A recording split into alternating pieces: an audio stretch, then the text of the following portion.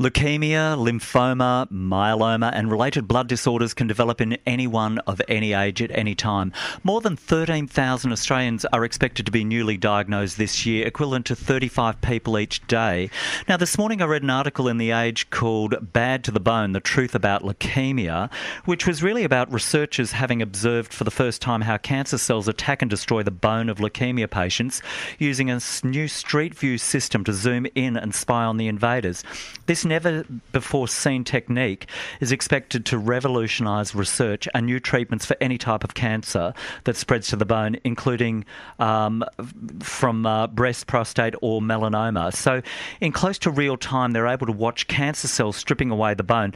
One of the immunologists said it was like watching students at a house party trashing a place when the parents were away. But this is quite groundbreaking, and decades of research have improved survival, but sadly not everyone survives. Blood cancer is the second biggest cause of cancer death in Australia. Tonight on the Informer, we're joined by Catherine Newton, a marathon runner, and Kelly Cameron from the Leukaemia Foundation, also Andrew Morris, another marathon runner. Hi, welcome Kelly. Hello, thank you for having me. Hello to Andrew as well. How you going? Now, the first thing we wanted to talk about was the marathon. Now, the marathon was on Sunday, just gone. A lot of people complained about streets being closed. I'm a marathon runner. I've run marathons. Paul, you haven't yet? No. I know, you're looking forward to. Won't be anytime soon. The marathon is an analogy because there's a reason that you decided to run a marathon. Yeah, that's right. We decided together that we would participate in a marathon to raise money for the Leukaemia Foundation, in particular awareness around my boyfriend and Andrew Morris's best mate, Will Morrell. Now, tell me, how did you go, Kelly, in the marathon? Catherine. Unfortunately, because Catherine came down with a bad knee injury a couple of weeks beforehand, I had to sadly run the marathon all by myself. Andrew, come on. All 4 hours of the marathon I had to run by myself, and it was certainly an interesting experience. I don't know whether I'm going to rush back to another marathon anytime soon, but I think it was all worth it in the end because we had a great campaign. Andrew, welcome to the 4 hour plus marathon. Look, I haven't done one under 4 hours, but it's tough, isn't it? It was tough. I did... A bit of a white lie. I did break the 4 hours, so I'm sorry, Dad. Okay. It was tough, you know. Like half my age. you just can't you can't really train for it, and you know you think you're cruising, you think you're having a great time, and then suddenly you just hit a wall, and then you've got no energy left. And, yeah, it's around about the 35 kilometre mark, 32, 33, and you just go, oh my goodness, what am I doing? You're running past St Kilda, and you're passing all these great pubs and bars, and you said, I'd much rather go there instead of running the rest of this marathon, but. I'm glad I finished it. But it is a mental journey as well. Now, in the end, Catherine, you did the half marathon because of your knee injury. Yeah, that's right. I think I pushed myself too hard in the training in the lead up. I think 3 weeks before the run, I went to the physio in a lot of pain, and he told me that I had ITB syndrome, which meant it was risky enough running the half, but I had to pull out, and I still finished a winner. So yeah, it's mentally tough though, isn't it? Yeah. You're sort of coming back towards the city, and you sort of go, yeah, I could almost be there, and then you have to do another bit and all that sort of stuff. Yeah, that's it. But why were you doing the marathon? You wanted to raise money for leukaemia. Is there a particular reason why?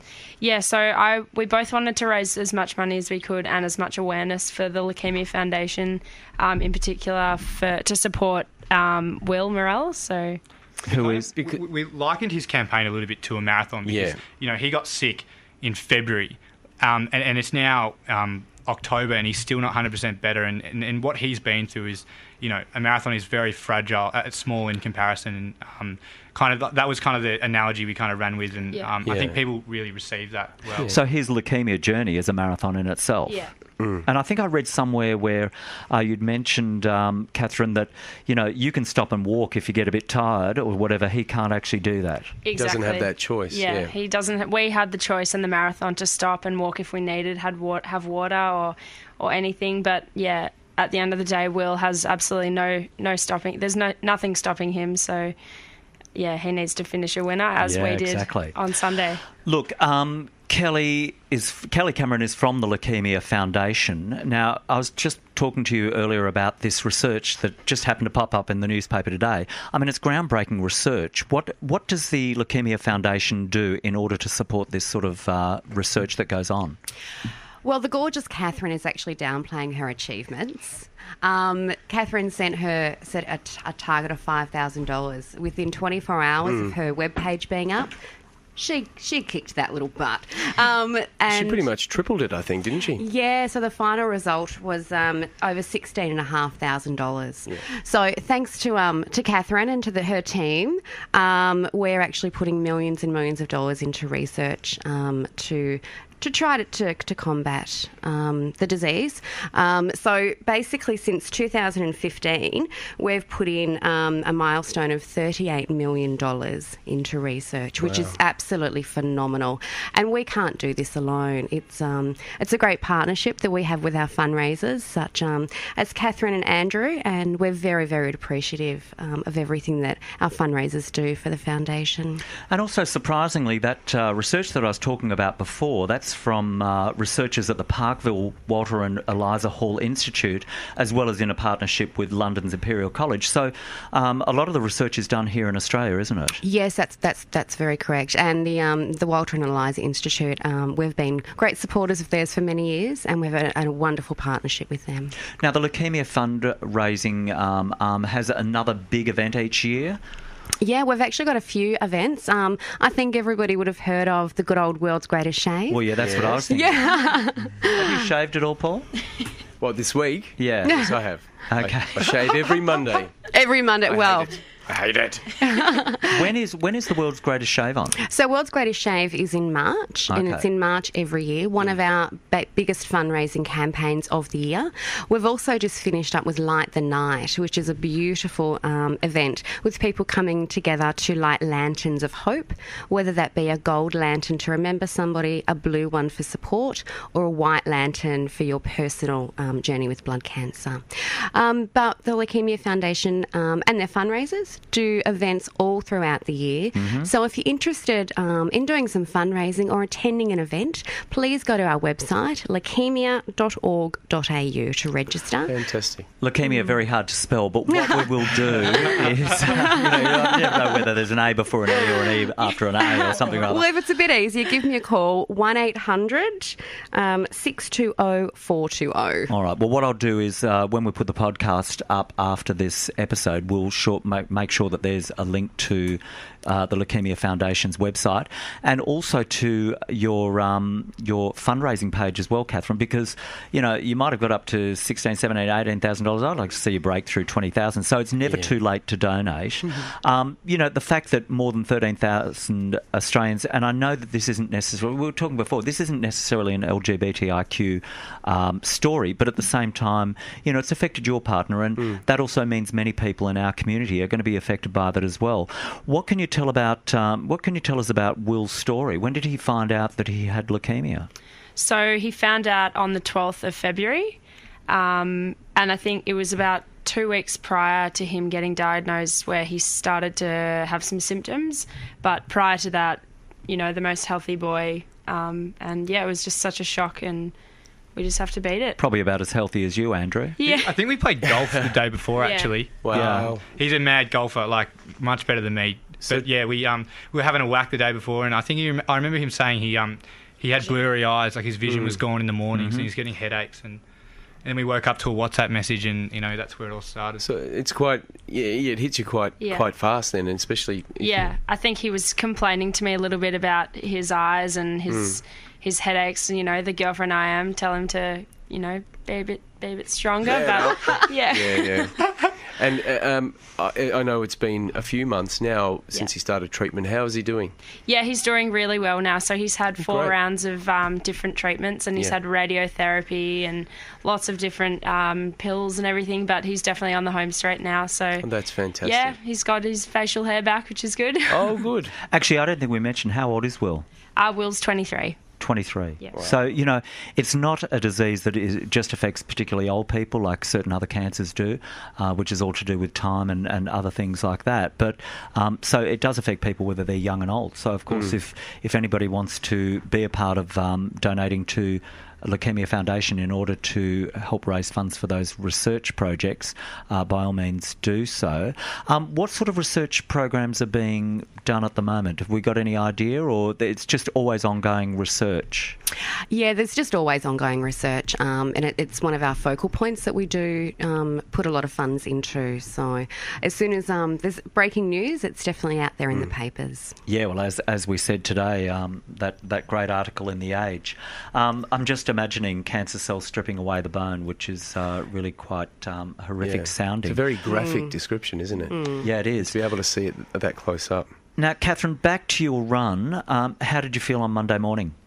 Monday morning was a struggle. It definitely was hard to get out of bed, and my knees are suffering a bit now. But yeah, it's made me hungry to get back out there and train hard and eventually tick off a full marathon in 2017. Oh, Cool. yeah, the full marathon. It is a killer. Andrew, you've got the medal, haven't you? I have it home. Now, normally I wear my medal for at least a week everywhere I go. Yes, he does. For a week after the actual marathon itself.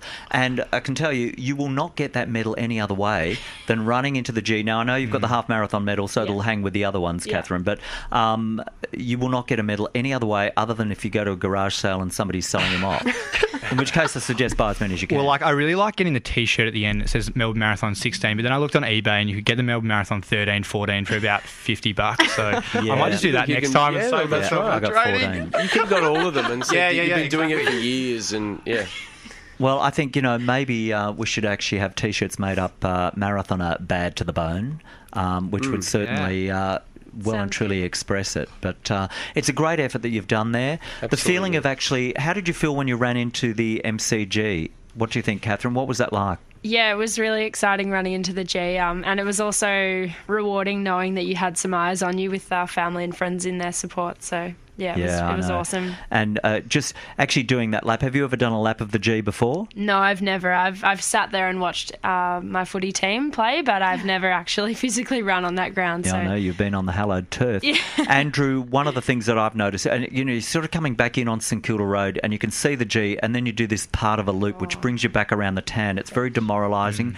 It's to do with a mental journey as much as the actual physical part. And that's a really tough point where you're sort of turning around and you're going away. I mean, there's an analogy there, of course, between the mental journey that Will has been through, as well as, because knowing Will so well, he would have had good days and bad days as well. I think running a marathon, you get to that point as you speak of, and you're 30, 35 Ks in, that's 3 hours of work, and you can't just turn around and let that all go to waste. You've just got to keep working as much as it hurts, and it's kind of like similar to Will's situation.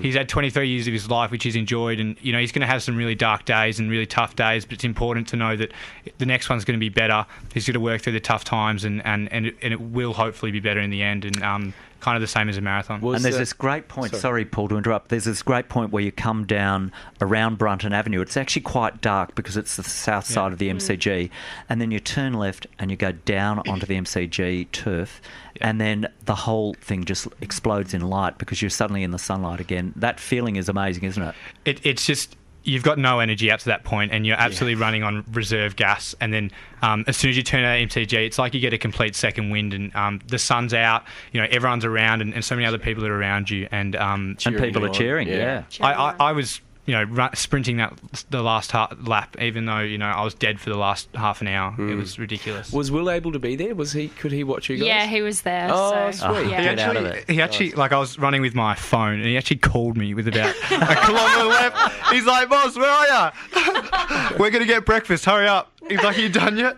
Anyway. All right, look, it's great having you in the studio. Please check out our podcast afterwards, and we'll have links to raise money for Leukaemia Foundation. Okay, and tonight on The Informer, we'd like to thank Dr. Mark Stuve from the Burnett Institute, also Catherine Newton, half-marathon runner, Andrew Morris, marathon runner, soon-to-be marathon runner, Kelly Cameron from the Leukaemia Foundation. Coming up next, of course, we have Worldwide Wave, and of course, The Informer will be on tomorrow night at 6:30. I'm David Gale. I'm Paul McClure. Good night.